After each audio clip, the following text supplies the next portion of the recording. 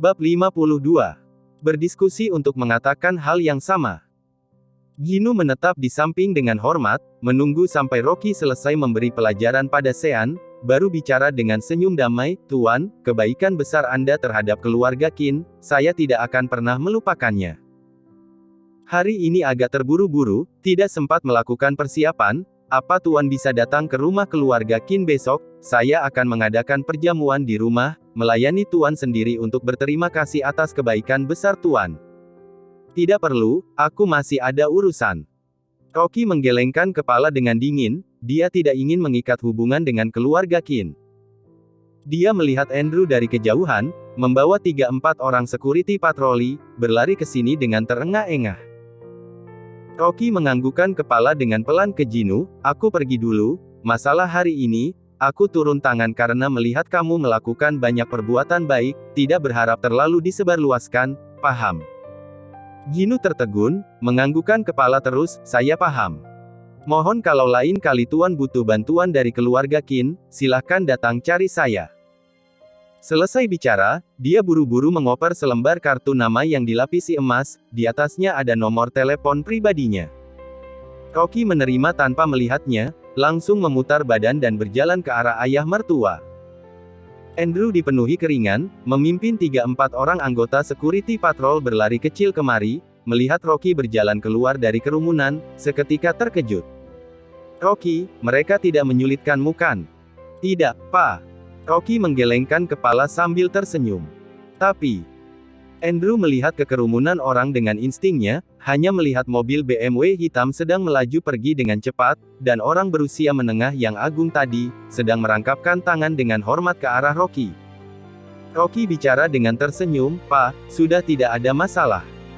Kepala keluarga Qin adalah orang yang rasional, tadi sudah minta maaf padaku." "Apa, kepala keluarga Qin minta maaf padamu?" Andrew terkejut sampai bola matanya hampir keluar, melihat Rocky dari atas ke bawah. Dia tidak salah dengarkan. Di kota Gopo, keluarga Qin bisa dihitung sebagai keturunan keluarga yang ternama. Dan Ginu tidak hanya identitasnya yang terhormat, juga merupakan orang berpengaruh yang dihormati di dalam kota, punya hubungan dekat. Keluarga Qin malah minta maaf ke Rocky. Mungkinkah matahari keluar dari bagian barat? Melihat Andrew tercengang, Rocky berpikir sejenak, kalau hatinya tidak bisa memberikan sebuah penjelasan yang masuk akal, mungkin ayah mertua tidak akan tenang. Dia berpikir sejenak, lalu berkata, "Pak, tadi Kenny memakai sebuah giok di lehernya kan? Aku memberitahunya, itu adalah benda beraura iblis, dan memberitahu kepala keluarga Qin jalan untuk mengatasinya. Jadi kepala keluarga Qin sangat berterima kasih padaku, dan menyuruh Kenny untuk minta maaf padaku." Andrew sulit mempercayainya, menilai Rocky dari atas ke bawah. "Rocky, kemampuanmu untuk mengamati permata ini, jangan bilang padaku juga belajar dari televisi." "Iya, Pak, tebakanmu langsung kena, itu yang acara Heirloom di channel CCTV, Papa juga pernah nonton." Rocky bicara sambil tersenyum. Andrew tercengang, beberapa detik tidak bisa berkata apa-apa. Dia kira Rocky tidak melakukan apa-apa di rumah, tidak disangka hanya dengan menonton televisi, bisa belajar tidak sedikit hal. Tapi, menonton televisi lebih baik daripada menggoda wanita di luar. Andrew berpikir sebentar, bicara mengingatkan, "Rocky, keluarga Qin adalah keluarga ternama di kota Gopo. Kamu jangan asal bicara hanya dengan menonton acara di televisi beberapa hari. Kalau keluarga Qin kena masalah, mereka pasti akan datang untuk mencari ribut denganmu. Mulai hari ini masalah seperti membaca nasib dan meramal, kamu lebih baik jangan buka suara. Aku tidak percaya hal seperti tahayul ini." "Paham, Pak." Rocky bicara sambil tersenyum. Andrew baru merasa lega, dia sih tidak percaya dengan Feng Shui, kalau tidak keluarga Liu sudah kaya sejak awal. Melihat masalah sebelah sini sudah beres, Andrew memutar badan dan memberi rokok pada beberapa security patrol, mengantar mereka pergi dengan senyum maaf yang segan.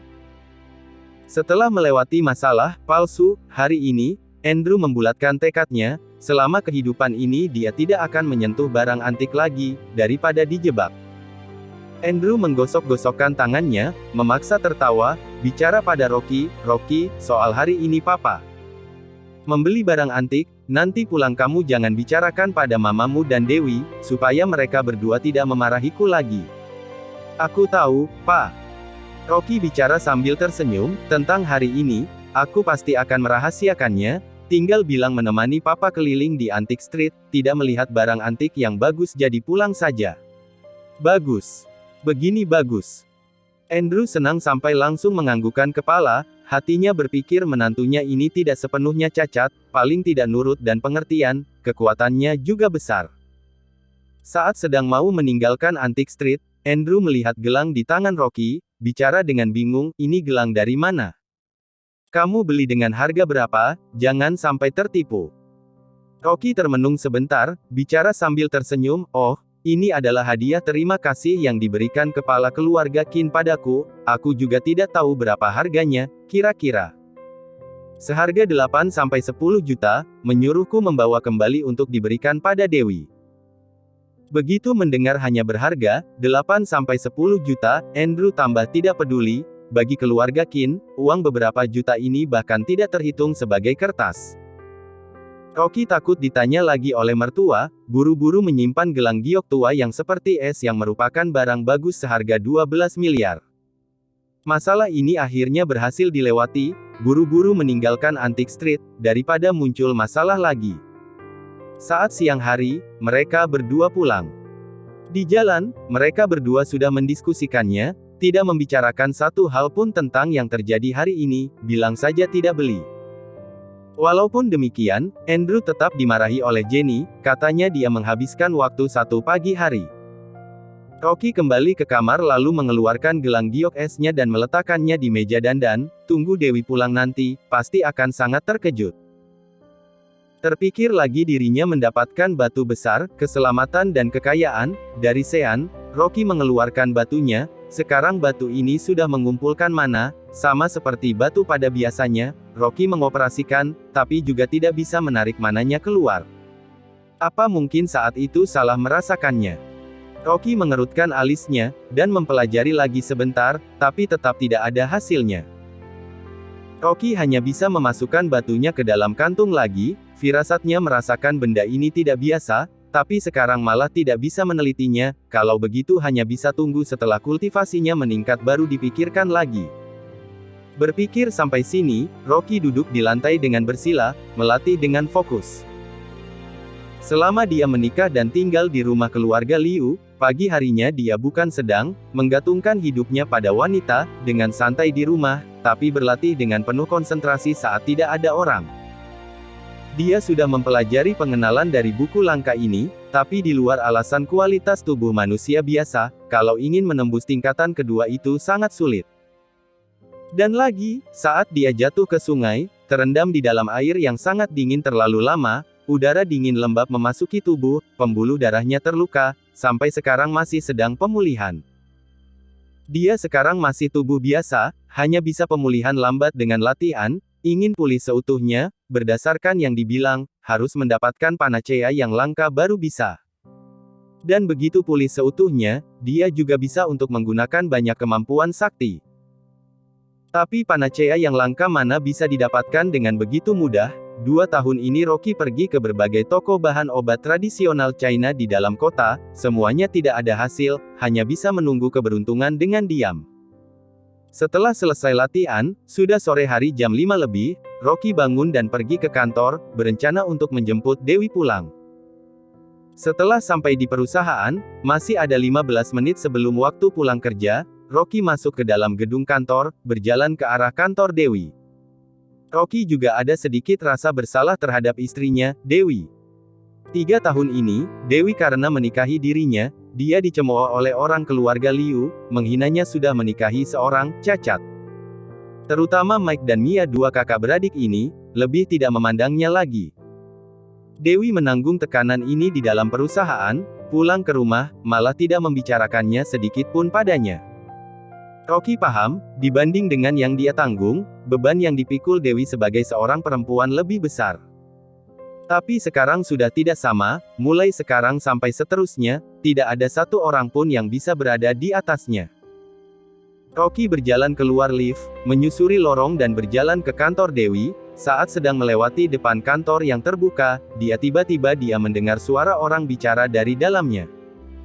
Mendengar suara ini mirip Mike, Rocky secara insting memperlambat langkahnya, mengumpulkan fokusnya.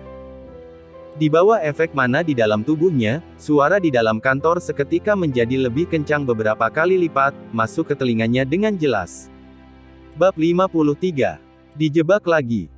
Rocky berdiri di depan ruangan, mendengar suara Mike yang bersemangat tersalurkan kemari, "Talita, kamu cepat lihat gambar desainku ini bagaimana?" "Mike, gambar ini. Kamu yang gambar. Hebat sekali, aku sama sekali tidak bisa menemukan kejanggalan." Suara Talita juga tersalur ke depan pintu. "Gambar desain yang digambar sendiri oleh Mike. Tidak mungkin beli dari suatu tempat lagi kan?" Rocky tersenyum menghina, malas untuk mendengar Mike pamer, mengangkat kaki dan bersiap jalan ke depan. Saat dia melewati sela pintu, dia melirik sekilas ke dalamnya, tiba-tiba mengerutkan alisnya. Tidak disangka gambar desain ini terlihat begitu familiar. Rocky sangat cepat teringat, di awal tahun ini, dia tanpa sengaja melihat sebuah sketsa gambar yang diletakkan di meja dandan di rumah oleh Dewi. Dengan gambar di tangan Mike ini, ternyata kemiripannya sampai 90%. Gambar desain itu, adalah yang digunakan oleh Dewi atas sebuah proyek alih daya yang dia tanggung jawab, tapi setelah itu karena dia tidak puas dengan gambar ini, jadi dia menggambar ulang sebuah sketsa desain baru. Tidak disangka sketsa cacat yang dibuat Dewi, ternyata berkelana ke sana kemari sampai ke tangan Mike. Rocky seketika kehabisan kata-kata, benar-benar tidak tahu dari mana Mike mendapatkannya. Dia melihat dari sela pintu, melihat gambar desain itu tergantung di tembok, kelihatannya juga dilakukan beberapa perubahan kecil. Berpikir pasti pihak lawan takut pembuat aslinya mencari masalah, menambahkan sedikit perubahan dengan sangat pintar. Tapi Rocky langsung tahu begitu lihat, ini adalah sketsa cacat buatan istrinya. Talita dan Mike berdiri di depan gambar desain, mereka berdua tidak menyadari Rocky di depan pintu. Setelah melihat gambar desain beberapa menit, Talita sangat memuja Mike. "Mike, tidak disangka kamu begitu bertalenta di bidang arsitektur, lain hari aku harus banyak berkonsultasi padamu." "Tidak masalah." Wajah Mike dipenuhi senyuman, hatinya seketika senang. Dia sambil tersenyum, sambil berpikir di hati, apakah mau memberitahu kebenarannya pada Talita. Mike merenung selama 2 menit, dia tentu saja ingin menikmati pujaan Talita, mungkin saja masih bisa memberikan kesan bagusnya, tapi dia juga tahu, dengan koneksi keluarga Meng, kalau dirinya bermain curang, mulai hari ini dan berikutnya pasti akan terbongkar.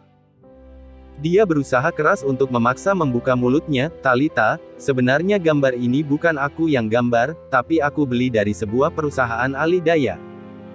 Talita sedang menikmati gambar desain, dia terdiam sejenak begitu mendengarnya, memutar kepala melihat ke Mike.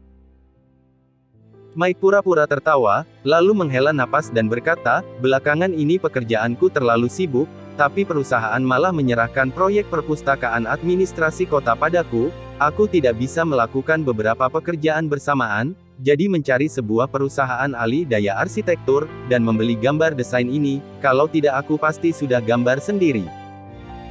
Wajah Talita terlihat sedikit terkejut, tapi sangat cepat ekspresinya hilang, berkata, "Mike, kamu adalah pewaris perusahaan Rieol yang akan datang, tanggung jawab besar seperti ini pasti perlahan akan diserahkan padamu, memang lumayan berat."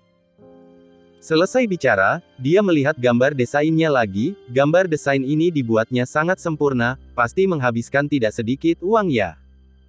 "Iya, aku mendapatkannya dengan menghabiskan 4,4 miliar, masih ada 2 kompetitor lain yang juga ingin beli, tapi malah didapatkan olehku."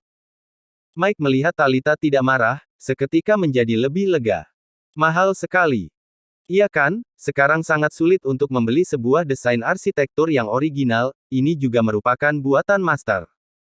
Mike bicara dengan bangga, "Akulah yang mengeluarkan harga paling tinggi untuk mendapatkannya. Nanti setelah aku membereskan perpustakaan administrasi kota ini, aku berencana untuk membuatnya menjadi karya perwakilanku, masih ada kesempatan untuk ikut lomba dalam konferensi arsitektur." Talita menganggukkan kepala, bicara dengan pengertian, menggambar sketsa desain adalah sebuah hal yang sangat rumit, kamu beli sebuah gambar desain juga bagus, jangan kelelahan sampai tubuhmu rusak. Seketika Mike tersentuh, hampir saja langsung memeluk Talita. Talita, bagus sekali kalau aku punya istri yang begitu pengertian. Wajah Talita memerah, wajahnya sedikit canggung, dia langsung mengalihkan topik pembicaraannya. Rocky yang di depan pintu menggeleng-gelengkan kepala, hatinya tertawa dingin. Tidak disangka Mike menggunakan trik lama, tidak disangka gambar desain yang dibeli dari perusahaan alih daya digunakan untuk dijadikan miliknya. Omong kosongnya semakin besar, tidak disangka masih ingin ikut konferensi arsitektur internasional, mungkin suatu hari ketika omongan besarnya ini meledak, tidak akan mudah dibereskan. Karena Talita juga di dalam kantor, Rocky juga tidak ingin masuk untuk membongkarnya, berencana untuk menanyakannya pada Dewi nanti, apakah tahu soal sketsa cacat ini. Saat Rocky mau pergi, tiba-tiba terdengar suara cacian yang angkuh dari belakangnya. Sedang apa kamu berdiri di sini? Hati Rocky berkata, gawat, tadi dia hanya fokus mendengar pergerakan dalam kantor, malah tidak menyadari orang yang datang di belakangnya. Dia memutar badan, melihat Christy membawa dua orang asisten, berdiri di belakangnya dengan raut wajah yang dingin dan tatapan yang mengetes. Mike yang di dalam kantor juga mendengar pergerakan, begitu mengangkat kepala melihat Rocky yang berdiri di depan pintu, langsung berteriak dengan marah, Rocky, tidak disangka kamu begitu tebal muka, menguping pembicaraanku dan Talita. Rocky bicara dengan datar, aku tidak tertarik denganmu, hanya kebetulan lewat. Aku lihat kamu memang ingin menguping. Rocky tersenyum dan bertanya balik, kalau begitu kamu coba bilang, apa yang kamu bicarakan di dalam, takut didengar oleh orang lain. Mike tidak bisa berkata-kata, setelah lumayan lama baru menggerutu, lalu mengomel, tidak ada urusannya denganmu. Seketika dia bingung dan jengkel, ingin memberi pelajaran keras pada Rocky, tapi juga tidak pantas untuk menunjukkan kemarahan di depan Talita. Dia, dengan keras, bicara dengan hormat pada Christy, Nenek, Anda datang untuk apa? Christy melihat Rocky dengan dingin, langsung melewatinya, berjalan masuk ke kantor. Baru masuk pintu, Rocky langsung membanting pintu dengan kencang, papan pintunya hampir menabrak hidung Rocky. Rocky mengerutkan alis, tidak usah bilang pintu ini, bahkan sebuah tembok pun tidak bisa menghalangi pendengarannya. Lagi pula, dia juga sama sekali tidak tertarik mendengarkan omongan besar Mike, saat mau pergi, di dalamnya terdengar cacian. Hanya mendengar suara omelan Christy yang tegas, Mike, apa kamu menganggap ucapanku sebagai angin? Apa kamu tahu, memang bagus kamu beli gambar desain ini, tapi di dalam lingkar bisnis sudah ada 3, 4 versi, sama persis. Nenek, ini mana mungkin? Mike terbengong, setelah beberapa detik, tersalur suara yang panik, aku sudah menghabiskan 4,4 miliar. Sebenarnya kamu beli di mana? Kenapa sebelumnya tidak tanyakan dulu dengan jelas? Kemarahan Christy membesar, tidak mempedulikan martabat Mike di depan Talita, masalah uang 4 miliar lebih yang diinvestasikan perusahaan untuk hal buruk kecil, kalau hari ini aku tidak mengetahuinya, kamu membangun gedung sesuai gambar desain ini, tidak hanya akan ditertawakan lingkar bisnis karena sudah memplagiat, lebih-lebih akan menghina perusahaan Riol kita buta, bahkan kemampuan untuk mengenali gambar pun tidak ada. Mike seperti tersambar petir, terdiam agak lama, baru berteriak dengan jengkel, mana mungkin adalah plagiat, jelas-jelas perusahaan itu bilang padaku, mencari master kota Wasa untuk mendesainnya secara khusus.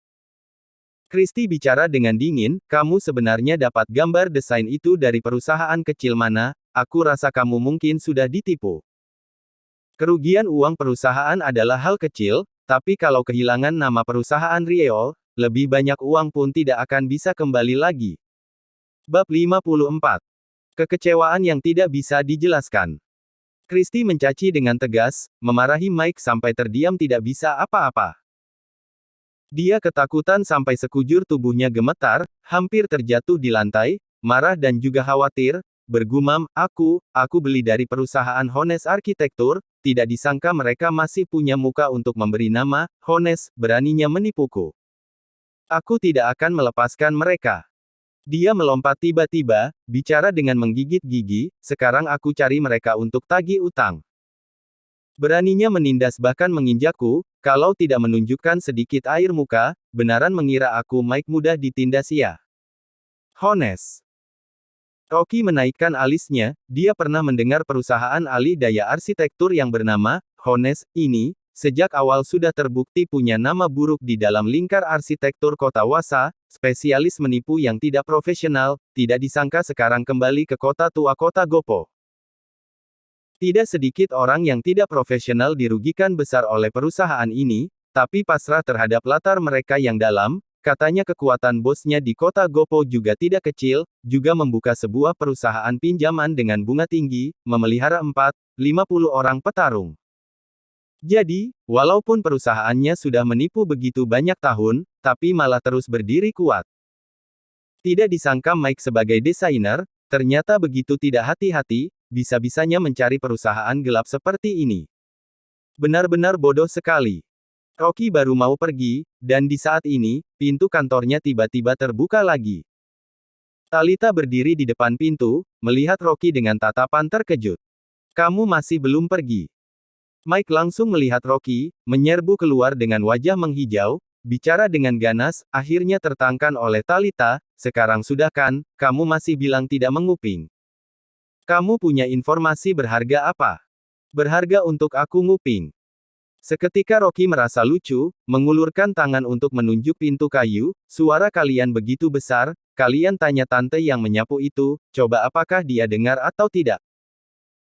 Christy berjalan keluar dengan raut wajah muram, melihat Rocky dengan curiga, berkata, kamu sudah dengar semuanya kan? Pengalaman Mike masih dangkal, kali ini ditipu, perusahaan akan mengekspos masalah ini kamu jangan sebarkan keluar lagi.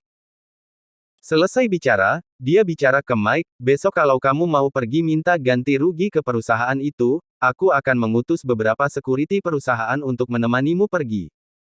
Baik. Mike menganggukkan kepala, bawa orang lebih, kalau mereka berani tidak mengembalikan uangnya, aku akan mengacaukan tempat mereka.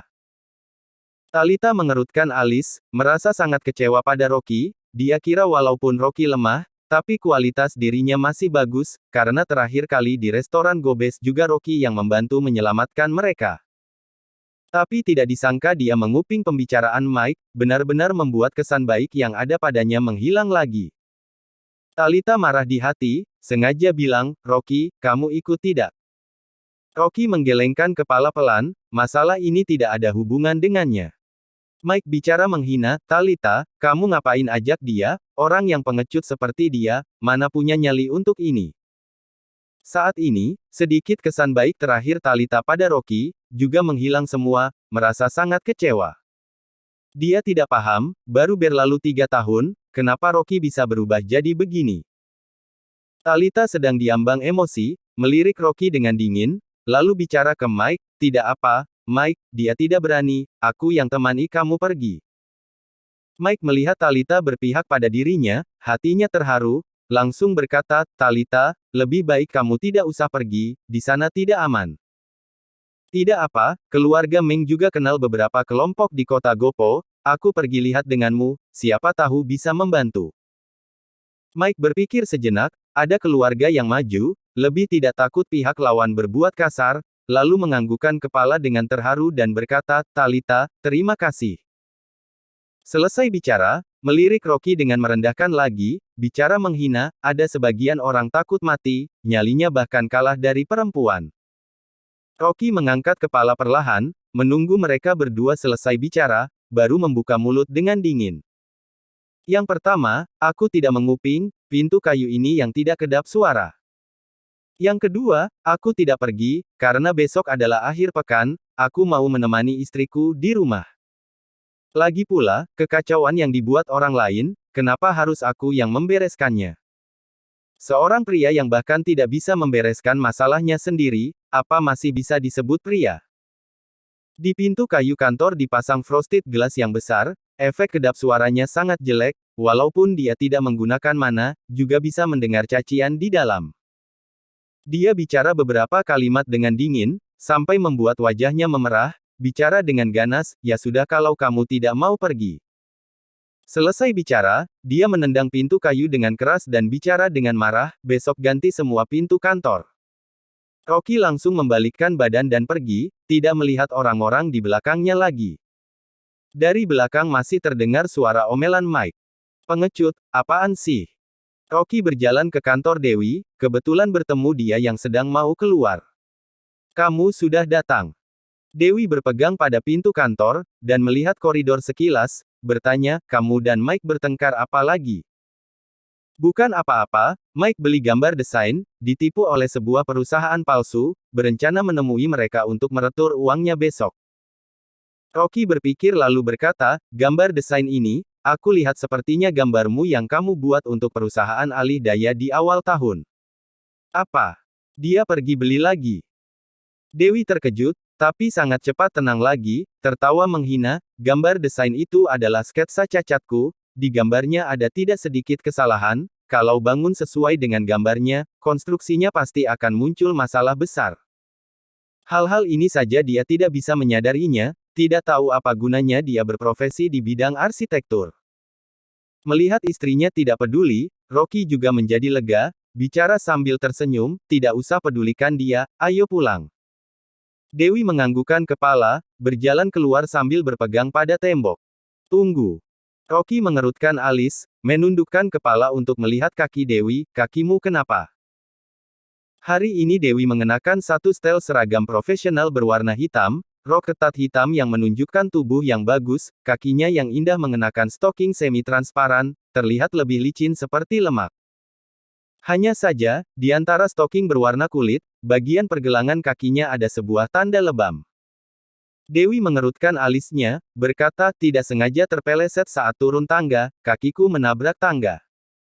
Tidak apa, nanti pulang aku oles sedikit arak saja. Aku pijat kamu sebentar. Tanya Rocky. Tercatat berbagai keterampilan medis, luka benturan seperti ini, setelah dipijat, bisa meredakan bengkak dalam beberapa menit. Wajah Dewi memerah, berkata, di sini adalah kantor, tidak terlalu pantas, pulang dulu saja. Selesai bicara, dia bersandar pada tembok, berjalan keluar dengan pincang-pincang, kakinya juga memakai sepasang sepatu stiletto hitam. Kamu jalan pulang seperti ini, kakinya bukannya malah akan bengkak. Biar aku gendong kamu. Rocky bicara dengan tegas. Dewi merenung sebentar, dan melihat sekitar secara spontan. Ini di kantor, dia belum pernah begitu mesra dengan Rocky di depan publik. Tapi dia memakai sepatu hak, berjalan turun seperti ini, juga kesulitan. Dewi merenung sejenak, hanya bisa menganggukkan kepala dengan pasrah. Rocky tersenyum padanya, setengah jongkok di depan Dewi, kedua tangannya memeluk dua kakinya, dan mengerahkan sedikit tenaga untuk menggendongnya. Tiba-tiba digendong oleh Rocky, wajah Dewi seketika langsung jadi panas, sampai kupingnya merah juga. Bersandar di punggung Rocky yang kokoh, seluruh tubuh Dewi kaku, bahkan tidak berani bergerak. Walaupun dia dan Rocky sudah menikah begitu lama, tapi pose mesra seperti sekarang ini, sama sekali belum pernah dilakukan. Dan lagi, di depan banyak orang.